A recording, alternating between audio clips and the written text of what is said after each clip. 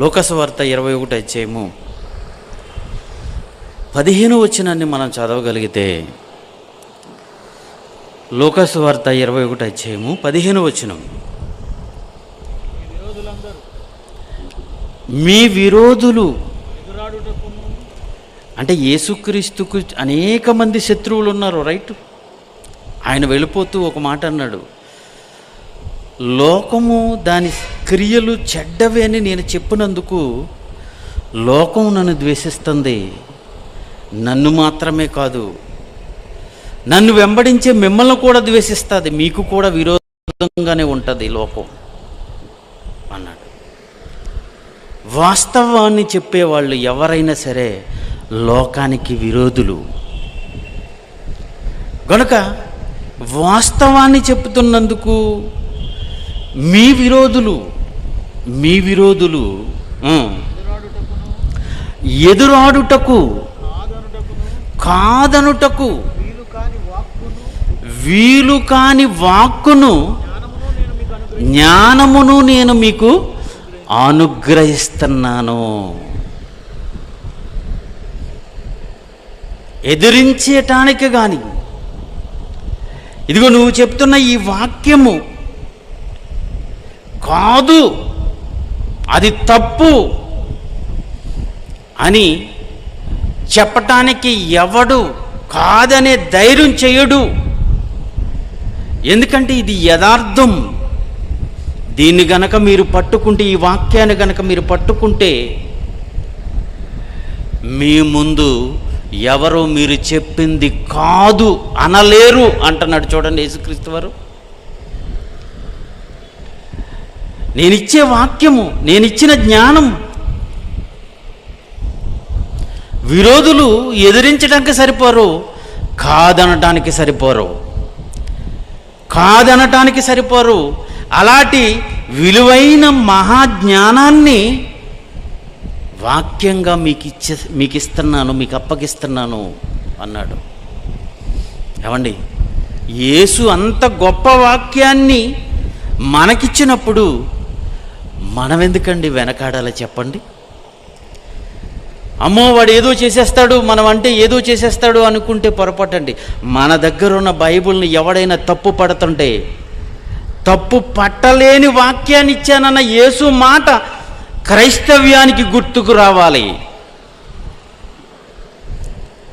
ఎదిరించలేని మాటలు మీకు ఇచ్చాను, మీ ముందు ఎవరు నిలబడగలరు అంటే బైబిల్ అనేది ఎంత వాస్తవమో ఒక్కసారి ఆలోచించంటారా. వాళ్ళు అర్థం చేసుకోవటం, వాళ్ళు అపార్థం చేసుకుంటున్నారే కానీ అర్థం చేసుకోక చేతకాక అపార్థం చేసుకుంటున్నారే తప్ప, ఇది కాదనే దమ్ము, ఇది కాదనే ధైర్యం ఈ ప్రపంచంలో ఎవరికీ లేదండి. అలాంటి గొప్ప జ్ఞాన గ్రంథం మన చేతుల్లో ఉన్న బైబిల్ అండి, మన చేతుల్లో ఉన్న బైబిల్. అలాంటి బైబిల్ని కలిగిన క్రైస్తవులారా నిజంగా గర్వపడాలండి. ఎంత గొప్ప గ్రంథాన్ని మాకు ఇచ్చావా దేవా. ఈ గ్రంథంతో, ఈ గ్రంథాన్ని ప్రకటిస్తుంటే, గ్రంథంలో ఉన్న వాస్తవాలు చెబుతుంటే ఎవరు కాదనరు. మరెందుకు కాదంటున్నారంటే, చెప్తున్నవి గ్రంథంలో లేనివి చెప్తున్నారేమో మన వాళ్ళు, నాకు తెలీదు. చాలామంది కల్పించి చెప్తున్నారు. చాలామంది వారి స్వార్థాల కొరకు లేనిపోని మాటలు, క్రైస్తవ ప్రచారకులు చేసిన తప్పును బట్టే ఈరోజు చాలామంది క్రైస్తవులు అంటే ఇలా ఇలా ఇలా ఇలా అని, క్రైస్తవులు అంటే ఇలా మాయ చేస్తున్నారు, జిమ్మిక్కులు చేస్తున్నారు, ఇలా మోసాలు చేస్తున్నారని కొంతమంది చేసిన తప్పుకి, కొంతమంది వారి స్వార్థాల కొరకు చేసిన పని బట్టి క్రైస్తవం మీద విరుచుకుపడాలనుకుంటున్నారు. కానీ అసలు బైబిల్ మీద పట్టుకుని బైబిల్లో ఉన్నది ఉన్నట్టుగా బోధిస్తే ఎవరు కాదనగలరు చెప్పండి? ఎవరు కాదనగలరండి? కాదనటానికి వీలు లేని గొప్ప వాక్యాన్ని మనకిస్తే ఈరోజు ఈ వాక్యాన్ని చెప్పాలండి. ఈ వాక్యాన్ని ఉన్నది ఉన్నట్టుగా చెప్పాలి.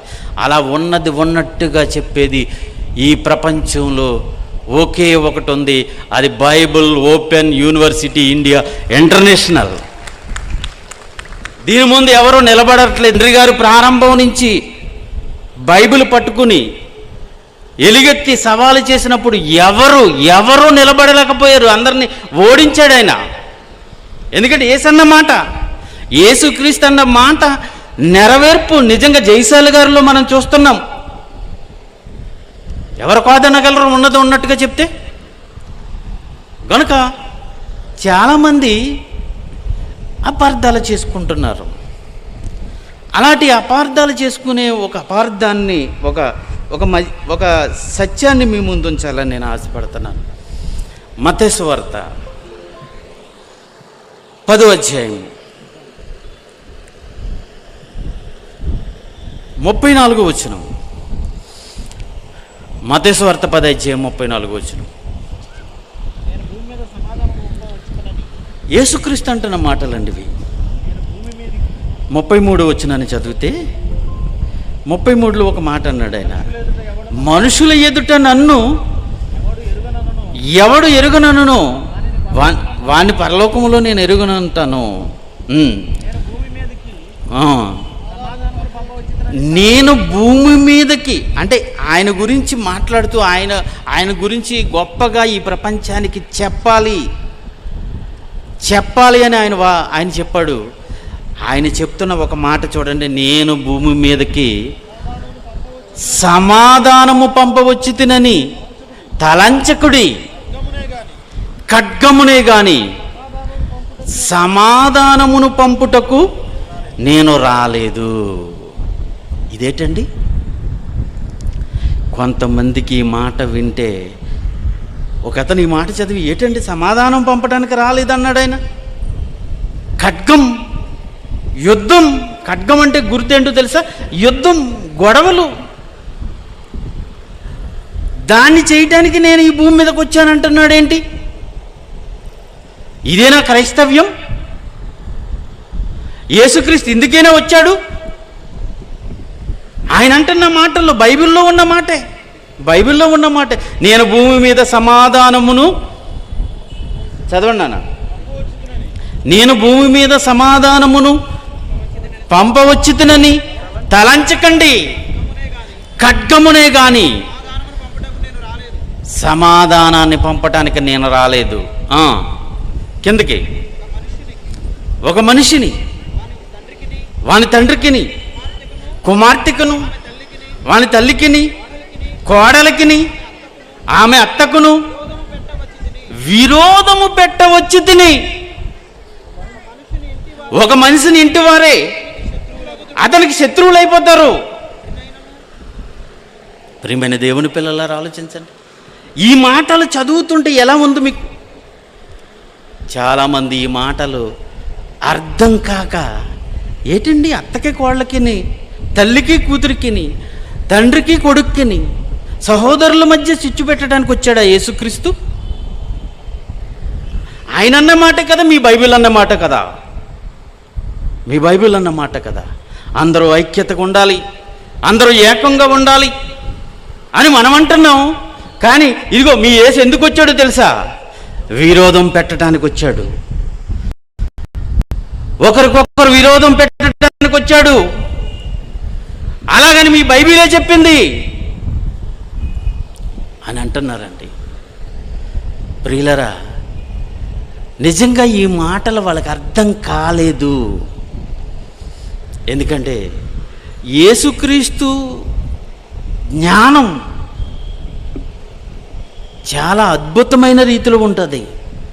యేసుక్రీస్తు చెప్పిన సంగతులు చాలా గొప్పవి.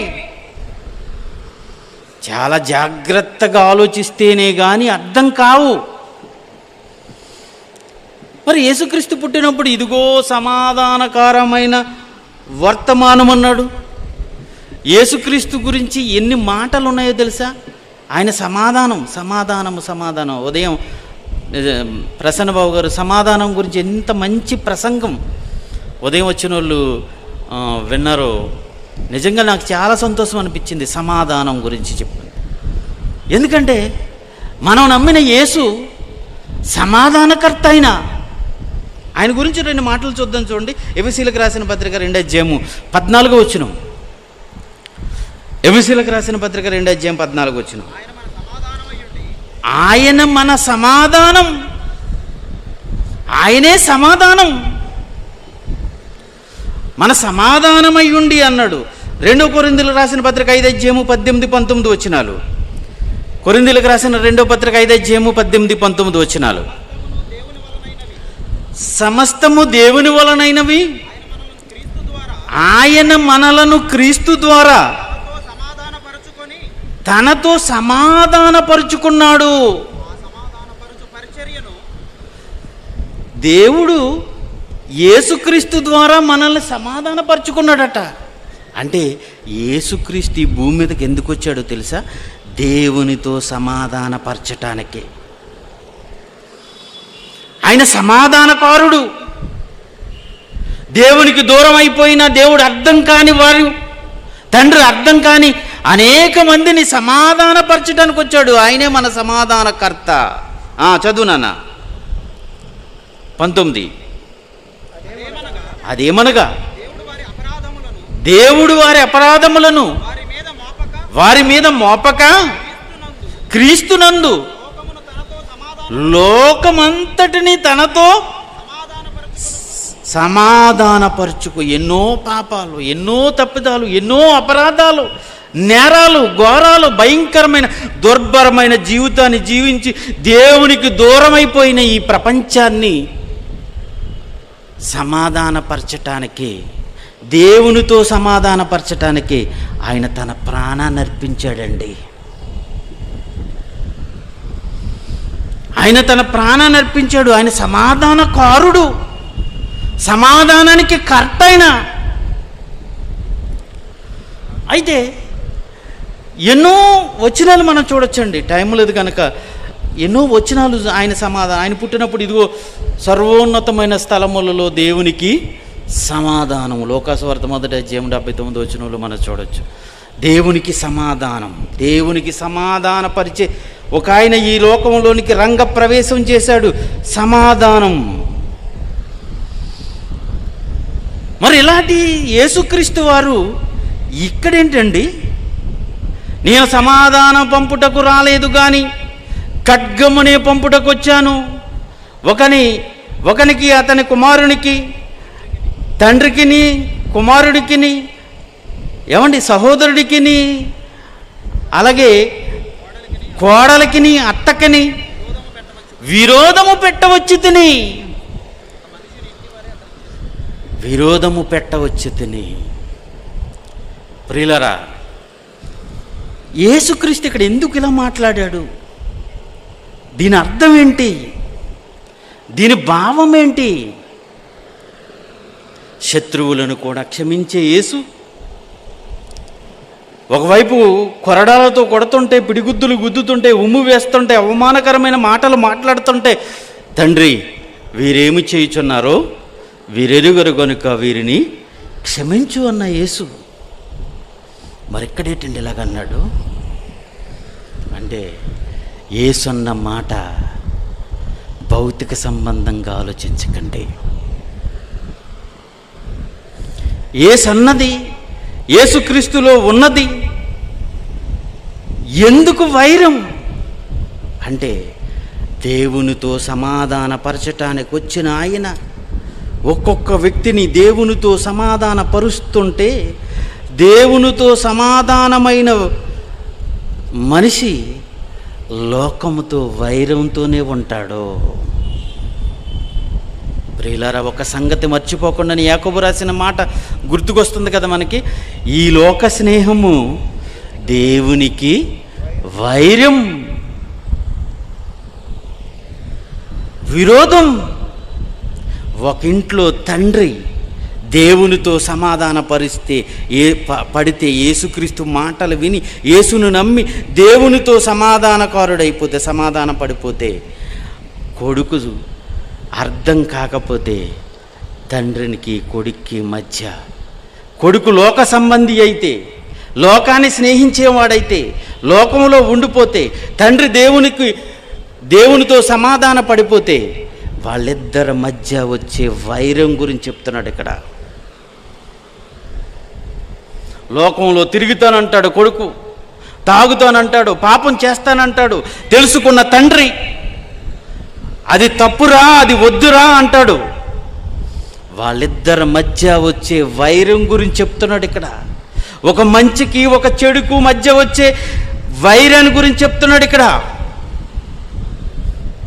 అంతేగాని వాళ్ళిద్దరి మధ్యకి వెళ్ళి ఇతని దగ్గర ఓ మాట, అతని దగ్గర ఓ మాట, ఇద్దరి మధ్యకి వెళ్ళి పొల్లేసే కార్యక్రమం కాదండి ఇది.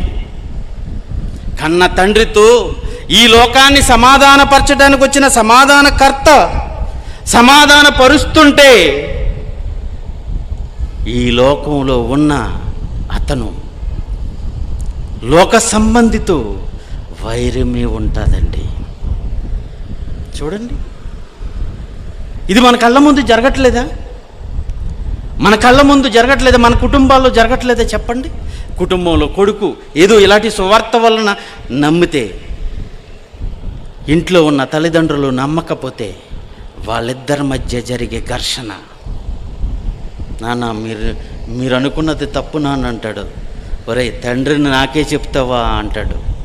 అది కాదు వాస్తవం, ఇది నేను విన్నాను, నేను తెలుసుకున్నాను, ఇదిగో యేసు వచ్చాడు, ఇదిగో మన బ్రతుకు పరమార్థం చెప్పాడు, ఇది అని నిజాన్ని చెప్పే కొడుకు, అబద్ధంలో ఉన్న తండ్రి, నిజాన్ని చెప్పే కూతురు, అబద్ధంలో ఉన్న తల్లి, నిజాన్ని చెప్పే అత్త, అబద్ధంలో ఉన్న కోడలు, వాళ్ళ మధ్య వైరం, ఆ ఘర్షణ, ఆ యుద్ధం శరీర సంబంధమైనది కాదండి. అది శరీర సంబంధమైనది కాదు, ఆత్మ సంబంధమైనది. పౌలు గారు అంటారు, మా యుద్ధోపకరణములు శరీర సంబంధమైనవి కాదు. దేవుని ఎదుట దుర్గములను పడజోయే ద్రాలినంత బలము గలవై ఉన్నవి. ఏంటవి? ఆత్మ సంబంధమైన యుద్ధోపకరణాలు. మాట, తర్కం. చూడండి, అపోస్తుడైన పౌలు అపోస్తుల కార్యాలు 18:28 ఒక మాట చదువుదాం. చూడండి, అపోస్తుల కార్యాలు 18:28 త్వరగా చదవండి. యేసే క్రీస్తుని లేఖనముల ద్వారా వాళ్ళకి ఖచ్చితంగా రుజువు పరిచి,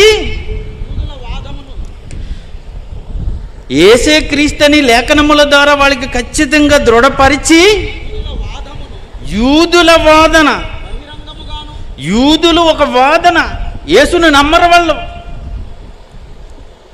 యేసుక్రీస్తు చెప్పిన బోధన అంగీకరించరు, ఇంకా మెస్సయ్య వస్తాడంటారు. వాళ్ళ ఆచారాలు, వాళ్ళ వ్యవహారాలు, వాళ్ళ పద్ధతులు, ఇవన్నీ వాళ్ళ వాదన. ఆ వాదన, యూదుల వాదనను బహిరంగంగా గట్టిగా ఖండించాడు. బహిరంగంగా గట్టిగా, మీ వాదన తప్పు. వాళ్ళతో ఆర్గ్యుమెంట్ పెట్టుకున్నాడు.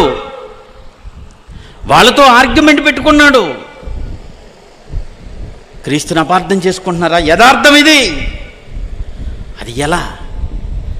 మీది రైట్ అండి, మీది మీదేనండి, మాది మాదేనండి. కాదు, రాజీ లేదు అక్కడ రాజీ లేదు. ఎక్కడైనా రాజీ పడు, ఆస్తిలో రాజీ పడు, మీరు కలిసి ఉండటంలో రాజీ పడు, వ్యవహారాల్లో రాజీ పడు, రాజకీయాల్లో రాజీ పడు, ఎందులైనా రాజీ పడు. నీ ఆత్మను రక్షించే నీ బోధలో రాజీ పడకు, నీ విశ్వాసంలో రాజీ పడకు. ఇక్కడ వాదించాలి. అది తల్లైనా, తండ్రైనా, కూతురైనా, కోడలైనా, ఎవరైనా సరే వాదించాలి. మోమాటంలే, మా అమ్మ చెప్పింది నేను వెళ్ళిపోతాను. కాదు, నీకు నిజం తెలిసినప్పుడు కూతురు అయినా వాదించు, చెప్పు. నీ తల్లిని రక్షించుకుంటావు నీవు. నీ అత్తగా లోబడాలని మంచిదే, లోబడు అన్ని విషయాల్లో. కానీ బోధ విషయంలో నీ నీకు నిజం తెలిసినప్పుడు, నిన్ను తప్పుదారి తీసుకుపోతున్నప్పుడు అంగీకరించకు బిడ్డ. ఆర్గ్యుమెంట్ చేయి, చెప్పు, నిజాన్ని చెప్పు. అలా చేయటం వల్ల నీ అత్తకే మంచిది, నీ తల్లికే మంచిది, నీ తండ్రికే మంచిది, నీ సహోదరుడికే మంచిది. బహిరంగంగా, ఏమండి, బహిరంగంగా గట్టిగా ఖండించుచు.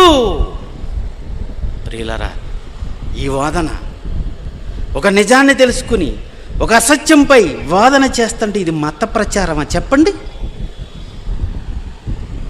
క్రైస్తవులు ఈ మధ్యన బాగా బెదిరిస్తున్నారండి, బాగా బెదిరిస్తున్నాడు. ఒక అతనైతే సుప్రీంకోర్టుకి వెళ్ళిపోయాడు. ఈ సుప్రీంకోర్టుకి వెళ్ళిపోయి, ఏమండి మత ప్రచారం జరిగిపోతుంది, మత మార్పిడి జరిగిపోతుంది, మత మార్పిడిని ఆపేయండి, విస్తరిస్తున్న క్రైస్తవ్యాన్ని ఆపేయండి అని సుప్రీంకోర్టుకి వెళ్ళి కేసేసాడండి ఒక అతను. కేసేసిన అతనిపై సుప్రీంకోర్టు ఎలాంటి కోపాన్ని వ్యక్తం చేసిందో ఒక్కసారి స్క్రీన్ మీద చూడండి. మనది డాక్టర్ బిఆర్ అంబేద్కర్ ఒక మంచి రాజ్యాంగాన్ని మనకిచ్చారండి. మనది లౌకిక రాజ్యం, లౌకిక రాజ్యం. 18 ఏళ్ళు దాటితే నచ్చిన మతాన్ని స్వీకరించవచ్చు, కాదంటానికి ఎలాంటి కారణము లేదు. సుప్రీంకోర్టు చూసారా, మన రాజ్యాంగంలో మనకు కల్పించింది, మనకు స్వేచ్ఛ, మనకు హక్కులు ఉన్నాయండి. కొన్ని హక్కులు రాజ్యాంగం ఇచ్చింది, హక్కులు. మనకు మాట్లాడే హక్కు మనకుంది, మనకు నచ్చిన పార్టీకి ఓటు వేసుకునే హక్కు మనకుంది,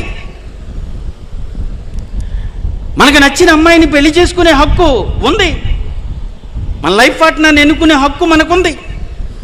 అలాగే మనకు నచ్చిన మతాన్ని స్వీకరించే హక్కు రాజ్యాంగం ఇచ్చింది, రాజ్యాంగం ఇచ్చిందండి. ఆ రాజ్యాంగం ఇచ్చిన హక్కును కాదనేటట్లు సవాలు చేసి, ఏమండి సుప్రీంకోర్టులో పెట్టిన అతనిపై చాలా కోపం వ్యక్తం చేశారండి చర్చిలు.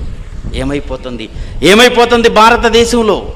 మతోన్మాదం పెట్టురేగిపోతుంది. చివరికి రాజ్యాంగానికి వ్యతిరేకమైన కార్యక్రమాలు చేసేసేటట్లు కోర్టుకు వెళ్ళిపోతుంది. ప్రతి వ్యక్తికి తన మతాన్ని స్వీకరించే హక్కు ఉంది, కాదనలేవు. 18 సంవత్సరాలు నిండితే ఎలా లైఫ్ పార్ట్నర్ని, నీకు నచ్చిన లైఫ్ పార్ట్నర్ని పెళ్లి చేసుకుంటావో అలాంటి హక్కు అండి ఇది. నీకు తెలిసిన తర్వాత నీకు నచ్చినది స్వీకరించుకో. ఈ స్వేచ్ఛను కాలరాసే హక్కు ఎవరికీ లేదు. భారతదేశంలో భారత గడ్డ మీద ఉన్న ప్రతి ఒక్కరికి లౌకిక రాజ్యాంగం ఇచ్చిన గొప్ప హక్కు అండి ఇది. ఇదే మతంలో ఉండాలి, ఇదే మతంలో ఉండాలి, నువ్వు మతం మారకూడదని వాడి మీద ఎవడు బలవంతం చేయడానికి వీలు లేదు.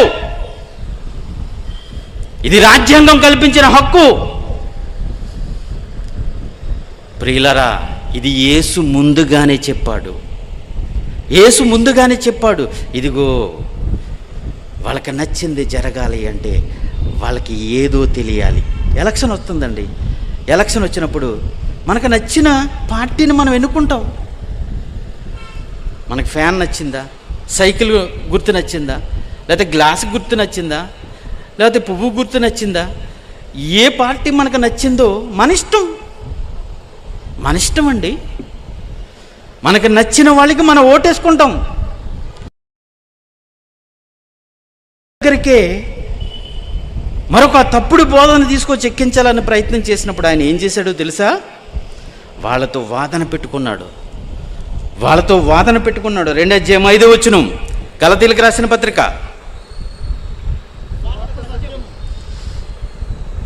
గలతీయులకు రాసిన పత్రిక 2:5 సువార్త